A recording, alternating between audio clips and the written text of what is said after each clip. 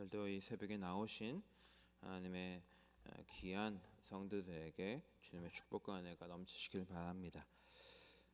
오늘 우리가 이 솔로몬의 잠언 또 그리고 지혜 있는 자의 교훈 말씀 이후로 세 번째 잠언의 저자가 나오는 것을 보게 됩니다. 바로 아굴이라는 사람이 등장합니다. 이 성경에서 아굴이라는 사람은 이 잠언 30장 이외에는 나오질 않습니다. 또한 이 아골리아는 이름도 이스라엘적인 이름이 아닙니다. 그래서 이 글의 실제 저자의 이름이 아골리라고 한다면 이 잠언 30장은 당시 어떤 이스라엘의 문학의 하나가 아니라 잘 알려진 그 시대에 잘 알려진 중동 지방의 지혜 문학이다라고 추정해 볼 수가 있겠습니다. 오늘 1절의 해석에 대해서도 사실 좀 문제가 있습니다. 1절에 등장하는 사람이 4명이 나옵니다. 아게, 아굴, 이디엘, 우갈이라는 사람이 나오는데 이것을 사람으로 볼 것이냐 아니면 히브리어로 그 의미를 해석해서 번역을 해야 되느냐 하는 문제가 생깁니다. 그런데 여기서 아굴의 잠언이라고 하는데 여기서 이 잠언이다라고 번역된 이 단어가 히브리어로 마사라는 단어인데 이것을 직역을 하면 하나님의 계시입니다. 그런데 이 글의 성격을 보면 지혜 문학이기 때문에 이것을 하나님의 계시의 글이다라고 보기는 좀 어렵습니다. 그래서 또 다른 의미로 당시 아라비아 반도의 한 사막 지역의 지명이 마사인데 이것을 마사 사람 아게의 아들 아굴의 글이다라고 번역하는 것이 맞다라는 그런 학설이 있습니다. 제가 봐도 이렇게 보는 것이 합당하지 않을까라는 생각이 듭니다. 그리고 하반절에 개역개정 번역에서 보면 그가 이디엘 곧 이디엘과 우갈에게 이른 것이다라고 번역하는 이 부분이 나옵니다. 이 번역만 우리가 읽어봐도 뭔가 좀 어색한 부분이 분명히 있는데 이 이디엘과 이 우갈이라는 이 단어를 어떻게 끊어 읽느냐에 따라서 번역이 달라집니다. 이것을 이 자음을 다르게 끊어 읽으면 나는 피곤합니다 오 하나님, 나는 피곤합니다 오 하나님, 나는 완전히 지쳤습니다 이렇게 번역을 할 수가 있겠습니다.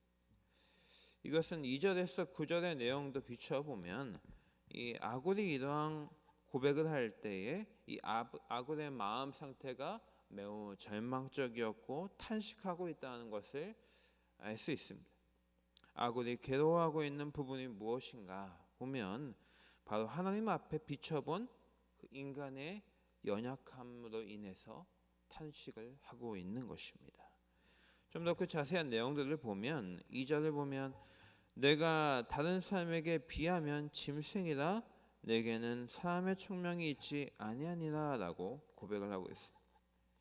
자신이 인간이 되기에는 부족한 짐승 같은 존재라고 하고 있습니다.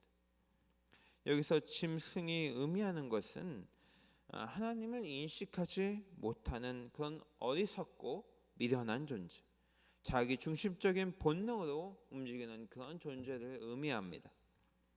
하나님 앞에 자신이 비참한 죄인이라는 것을 인식하고 있는 고백입니다. 성경은 이러한 모습을 들어 회개라고 말합니다. 비록 아굴이 자신의 비참한 모습을 다른 사람에 비교하면서 말하고 있지만 이것은 하나님 앞에 섰을 때 자신의 그 비참한 모습에 대한 고백이라고 볼 수 있겠습니다. 그래서 3절에서 아굴은 하나님의 지혜에 대해 고백하기 시작합니다. 3절 4절을 보면 마치 욥기에서 하나님의 어떠하심을 그 38장부터 드러내 보였던 것처럼 그것과 비슷하게 묘사하는 장면들이 나오는데 그 이유가 수사의문문의 형태를 띠고 있기 때문입니다. 나는 지혜를 배우지 못하였고 또 거룩한 자를 아는 지식이 없거니와 하늘에 올라갔다가 내려온 자가 누구냐? 또 바람을 그 장중에 모은 자가 누구냐? 묻을 옷의 싼 자가 누구냐? 땅의 모든 끝을 정한 자가 누구냐? 그 이름이 무엇인지, 그의 아들의 이름이 무엇인지 너는 아느냐? 이러한 의문문의 형태를 계속해서 띠면서 그 답은 이미 정해져 있다, 그것을 말하고 있습니다.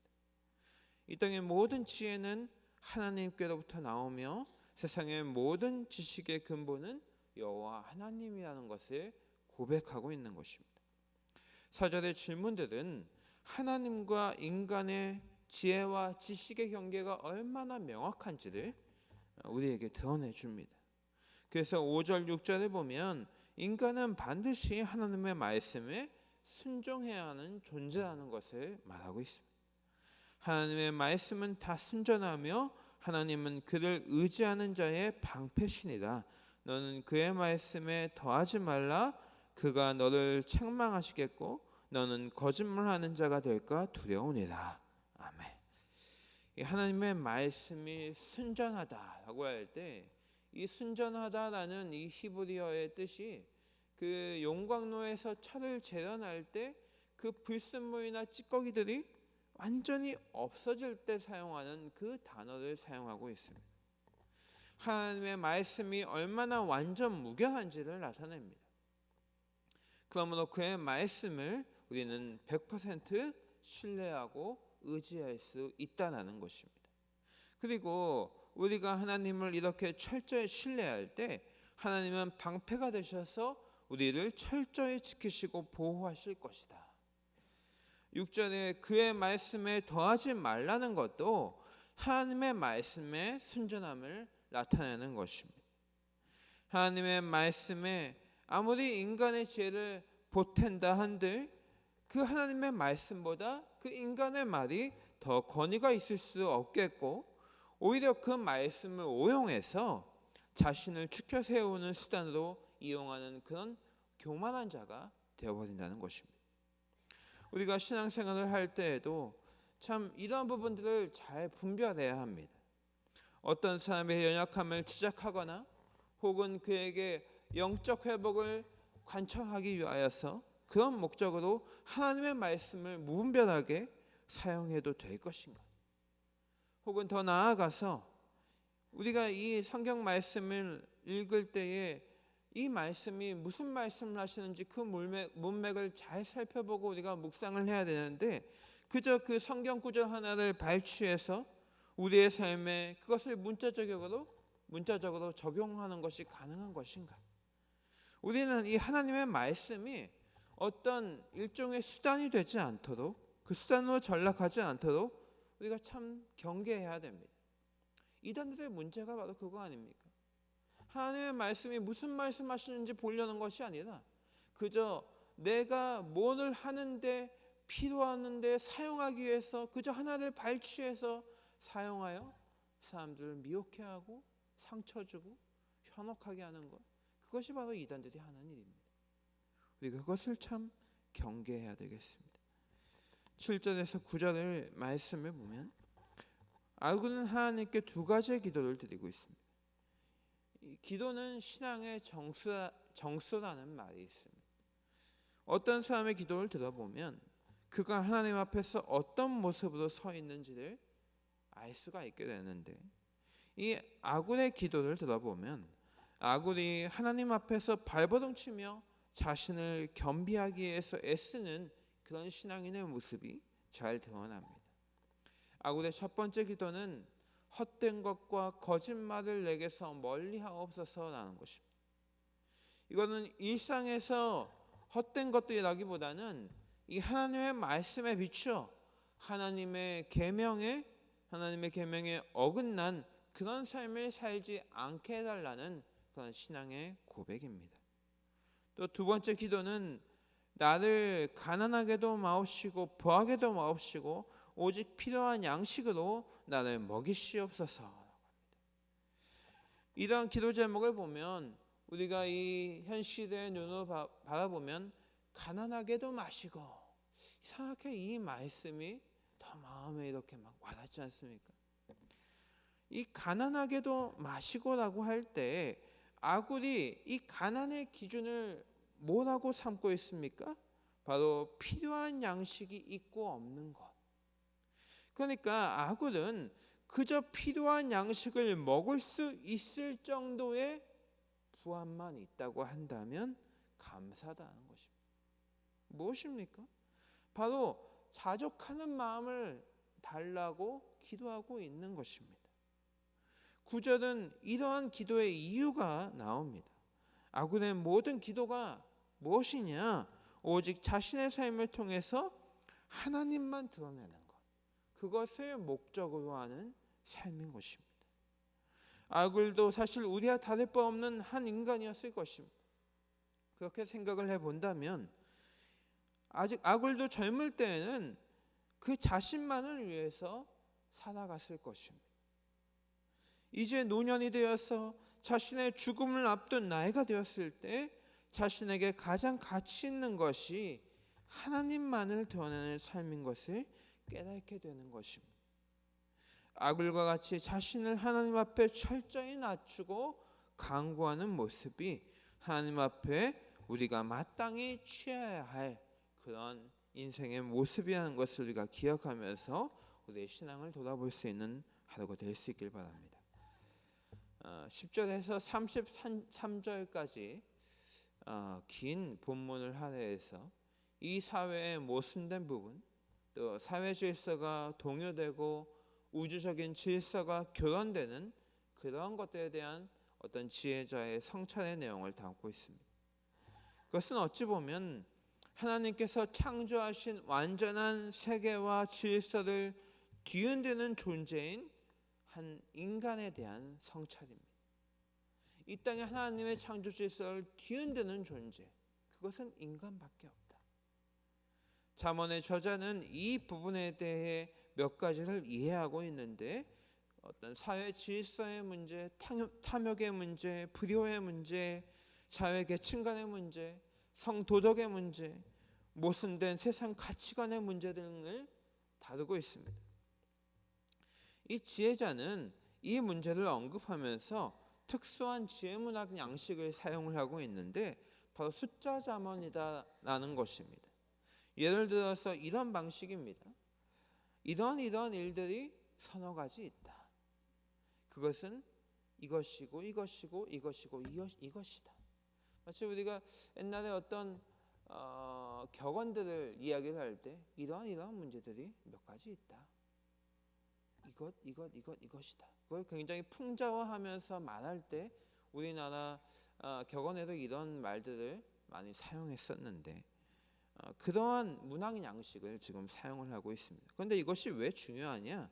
우리가 읽어봐서 알겠지만 굉장히 난해한 말들이 많이 나옵니다. 하나하나 이게 무슨 말일까 해석해야 되는 부분들이 많이 나와서 도대체 무엇을 말하고 있는지가 굉장히 난해한 부분들이 있는데 이 서너 가지가 있다. 이런 것들로 이렇게 단락을 나눠주면서 지혜자가 지금 이거에 대해서 말하고 있구나라는 것을 우리에게 알려주고 있는 그런 형식을 숫자 잠언이다라고 합니다. 먼저 10절에서 14절을 보면 사회 질서의 문제를 다룹니다. 이 사회 질서를 무너뜨리는 무리에 대해서 네 가지가 나옵니다. 먼저 종을 그 상전에게 비방하지 말라. 즉 어떤 주인의 종에 대해서 그 주인에게 중상하여 얘기하지 말라는 것입니다. 종이 하지도 않은 일을 꾸며서 말하거나 또 그 종에 대해서 안 좋은 감정을 섞어서 그 주인에게 이야기해서 불이익을 당하게 하는 것이 굉장히 악하다는 것을 지적하고 있습니다. 그리고 이러한 일에 대해서 하나님께서 또한 심판하실 것을 경고하고 있습니다. 11절은 부모를 저주하는 것에 대해서 말하고 있는데 이것은 십경에서 말하는 부모를 공경하는 것을 넘어서는 그러한 표현입니다. 하나님은 부모를 통해서 생명을 허락하십니다. 그러한 부모를 저주하는 것은 또한 하나님을 저주하는 것이다 라고 말할 수 있는 것입니다. 12절 13절은 자신을 속이는 어리석은 자의 모습을 보여주고 있습니다. 스스로를 높이기 위해서 다른 이들에게 자꾸 뭔가를 가르치려고 들지만 결국 스스로의 어리석음은 보지 못하는 그런 모습을 나타냅니다. 14절은 난폭하게 또 가난하고 궁핍한 자를 괴롭히고 착취하는 무리를 표현하고 있습니다. 그들의 압리와 어금니를 이 장검과 군도에 비교하고 있는데, 그들이 점점 더 포악하게 이 약한 자들의 삶을 착취하는 모습을 보여줍니다. 결국 이 모든 결과는 하나님의 심판이라는 것을 우리가 잠언의 말씀들을 통해서 알 수 있죠. 또 15절 16절은 탐욕의 문제에 대해서 말하고 있습니다. 거머리에게는 두 딸이 있어 다오다오하지만 족한 줄을 알지 못하고 족하다고 여기지 않는 서너 가지 서너 부류가 있다. 거머리의 두 딸이라는 것은 거머리 몸에 달린 그 피를 빨아들이는 두 빨판을 의미합니다. 계속해서 그 삐를 빨아들이지만 아무리 빨아들여도 만족하지 못하는 그런 탐욕스러운 모습을 이 거머리에 비유하고 있습니다. 여기서 서너 가지라고 말하는 이 부분을 우리가 숫자 자문이라고 부르는데, 여기서 네 가지 부류가 나옵니다. 첫째, 음부입니다. 성경에서 일반적으로 말하는 음부는 지옥을 뜻하지만, 여기서의 음부는 생명을 파괴하는 자들을 의미합니다. 계속해서 그 생명을 파괴하여도 만족하지 못하는 자들. 둘째로 아이를 배지 못하는 태라고 합니다. 이는 여성이 생명을 잉태하려고 하는 그 성욕을 갖는 모습을 상징하는 것인데, 지금 이 세상 풍조에서는 이 말이 이해가 되지 않는 것이, 애를 낳지 못해 안달인 그런 시대를 살고 있지 않습니까? 그래서 이 시대의 풍자에서 비교해 보자면, 자기 자식을 남들보다 힘 있는 자로 키워서 남들 위해 군림하게 하려는 그런 모습을 상징하고 있다라고 볼 수 있겠습니다. 셋째로 물로 채울 수 없는 땅이라고 하는데, 이스라엘 같은 이 메마른 지역에는 물은 생명과 직결이 됩니다. 이 가뭄의 때에는 계속해서 아무리 물을 부어도 그 땅은 물을 빨아들이기만 하는 그런 땅의 모습이 되는데, 이것을 욕망에 비추어서 설명한 것입니다. 넷째로 족하다 하지 않은 불이다라고 합니다. 불도 끊임없이 파멸시키는 존재로서 표현이 되고 있습니다. 그 이후에 17절에 보면 불효의 문제를 다룹니다. 앞서 11절에서도 부모를 저주하는 것으로 불효의 문제를 이야기했지만, 17절은 부모의 말씀에 순종하기를 싫어하는 모습을 설명하고 있습니다. 이러한 자는 까마귀나 독수리에게 눈이 먹힌다. 이 일종의 저주받은 자에 대한 표현입니다. 까마귀와 독수리는 시체를 먹는 동물이므로 그 동물에게 눈이 쪼인다는 것은 죽어서도 땅에 묻히지 못하고 객사하는 자를 의미하고 있습니다. 시간이 다 되어서 계속해서 이것들을 설명하기 좀 어렵지만 간단하게 설명을 하면, 18절에서 20절은 자연 질서를 무너뜨리는 일들로 내가 심히 기이 여기고도 깨닫지 못하는 것 서너시다라고 표현을 하는데, 우리가 독수리가 지나간 그 하늘길을 보지 못하듯이, 또 뱀의 흔적을 우리가 찾아보기 어렵듯이, 또 배가 지나가지만 지나가고 나서는 그 물이 다시 원상복구돼서 그 길을 확인할 수 없듯이, 또 남녀가 서로 만나서 하나가 되는 그 신비를 이해할 수 없듯이, 여기서 말하고자 하는 중요한 것은 20절을 말하는 것입니다. 이 20절에 이 남녀의 관계를 예로 든 이후에 이 음녀의 자취 또한 그 흔적을 남기지 않는다. 즉 자신의 성욕을 위해서 남녀의 관계를 이용하고 부도덕한 그런 성경과를 갖고도 아무런 문제 없이 살아가는 그 모습을 보면서 와, 저것 또한 신비다, 이렇게 비아냥거리는 그러한 지혜자의 모습을 나타내고자 하는 것입니다. 그 이외의 말씀들을 해석을 해드려야 되겠지만 시간이 없는 관계로 이만 말씀을 마치려고 합니다. 우리가 마지막 이 24절부터 31절의 내용들을 보면은 여러 가지 동물들이 언급되어지고 있는데 이것들은 그런 동물들을 비교하여서 이 세상의 자화상을 보고 있는 것입니다. 이 세상사가 이와 같다라는 것입니다. 그래서 이러한 풍자를 통해서 저자가 계속해서 드러나고자 하는 것은 무엇이냐? 32절을 보면 만일 내가 미련하여 스스로 높은 채 하였거나 혹 악한 일을 도모하였거든 내 손으로 입을 막으라라고 하는데, 완고하고 교만하여서 스스로를 높이며 이 사회 질서를 전복하기 위해 이 악을 도모하는 자들에게 그 악인의 길에서 너희가 돌이켜야 된다는 것을 계속해서 말하고자 하는 것입니다.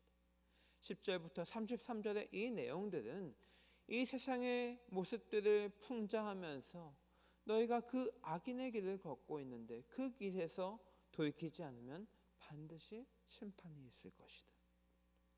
죄악된 이 세상은 하나님께서 창조하신 이 사회 질서를 뒤흔들고 그 위에 군림하는 것을 용인할 뿐만이 아니라 그것을 정당화시키고자 하는 것이 지금 이 시대의 모습입니다. 우리는 이러한 세상 가운데에서 하나님의 공의가 전혀 눈에 보이지 않고 하나님의 간섭이 더 이상 없는 것으로 느낄 수 있겠지만 하나님의 질서는 항상 존재하고 하나님의 공의는 반드시 드러나는 것이 진실이라는 것을 우리가 알아야 됩니다. 아무리 세상이 흔들리고 전복된 가운데 우리가 살고 있을지라도 하나님을 두려워하지 않고 살아가며 이 세상 가운데에서 저는 그저 이 악한 세상에 숟가락 하나 얹었을 뿐이다라고 하는 그 말이 하나님 앞에서는 전혀 헤아림을 받을 수 없다는 것입니다. 세상의 관점, 세상의 사람들의 이 악함을 따라서 타협하며 살아가는 것은 절대 기준이신 하나님께는 결코 헤아림을 받을 수 없는 일임을 우리가 기억하면서 오늘 이 아굴의 고백과 같이 점점 더 하나님의 기준에 합당한 삶을 추구하며 살아가실 수 있는 믿음의 권속들이 되시기를 바랍니다. 사랑과 은혜가 풍성하신 하나님 아버지, 오늘 우리가 주님 주신 이 자문의 말씀을 바라보며 하나님, 우리가 이 땅에 살아가는 삶이 때로는 젊은 날의 객기로, 때로는 하나님을 알지 못하여서 나의 주관에 오른 대로, 때로는 이 땅의 이 세상의 가치관에 합하는 그런 세상을 만족시키는 그러한 모습으로 살아갔지만 벼가 익어서 고개를 숙이듯이 날마다 하나님 앞에서 나의 머리를 조아리고 내가 주님 앞에 엎드릴 수밖에 없는 존재인지를 확인하게 하심에 감사를 드립니다. 하나님 아버지, 때로는 나의 안에 치기와 또 나의 안에 악독과 또 내 스스로를 높이려고 하는 그런 교만함이 내 안에서 올라오지만 주님 앞에 회개할 수 있는 은총을 허락하여 주시어 하나님, 오늘 이 새벽 제단에 나왔을 때에도 주님 아버지 앞에 다시 한번 엎드릴 수 있는 우리의 모습이 되게 하여 주시고, 주님, 나의 행동, 나의 말들, 사람들을 대하는 나의 태도를 관찰할 수 있는 눈을 허락하여 주시어서 하나님 아버지, 나의 삶이 분별되어지고 나의 삶이 하나님의 기준에 합당한 곳으로 점점 더 나아갈 수 있는 그러한 모습이 되게 하여 주시옵소서. 주님, 나의 마음의 악독, 나의 마음의 쓴뿌리들 뿌리채 뽑아주시고 하나님 아버지, 순간순간적으로 내가 제어되지 못하고 튀어나오는 나의 모습들 주님의 손에서 만져주시어서 하나님, 나는 합당하다, 나는 주님 앞에 나아가기에 훌륭하다 하는 나의 이 교만함들 다 주님 아버지 앞에 엎어지게 주님 도와주시고, 하나님, 나는 한없이 주님 앞에 부끄러울 수밖에 없고 나는 한없이 주님 앞에서 엎드릴 수밖에 없는 그런 나약한 존재라는 것을 고백할 수 있는 주님의 마음에 합한 그런 삶을 오늘 살아가게 하여 주시옵소서. 하나님 아버지, 이 땅의 세상 권세자들과 위정자들 주님께서 기억하여 주시고, 하나님 아버지, 이런 악독한 세상을 살아가는 우리의 삶마다 주님 기억하여 주시고 주님 축복하여 주시오. 하나님, 이 세상에 합한 자의 삶이 아니다. 이 세상에 우리가 완전히 벗어날 수 없으나 그러나 한 발 떼어서 하나님의 나라를 바라볼 수 있는 그런 자들로 우리를 불러주시어서 하나님 아버지, 세상에 숟가락 얹는 것이 아니라 하나님의 나라에 정말 우리의 삶이 완전히 적셔지는 그런 인생으로 살아가게 되어 이 땅 하루의 삶이 복된 인생으로 살아갈 수 있는 은혜 허락하여 주시옵소서.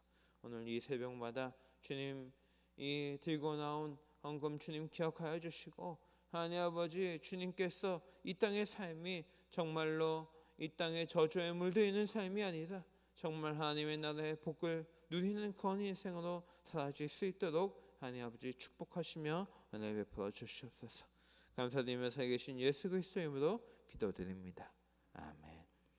하늘에 계신 우리 아버지, 아버지의 이름을 거룩하게 하시며 아버지의 나라가 오게 하시며 아버지의 뜻이 하늘에서와 같이 이 땅에서도 이루어지게 하소서. 오늘 우리에게 일용할 양식을 주시고 우리가 우리에게 잘못한 사람을 용서하여 준 것 같이 우리 죄를 용서하여 주시고 우리를 시험에 빠지지 않게 하시고 악에서 구하소서. 나라와 권능과 영광이 영원히 아버지의 것입니다. 아멘.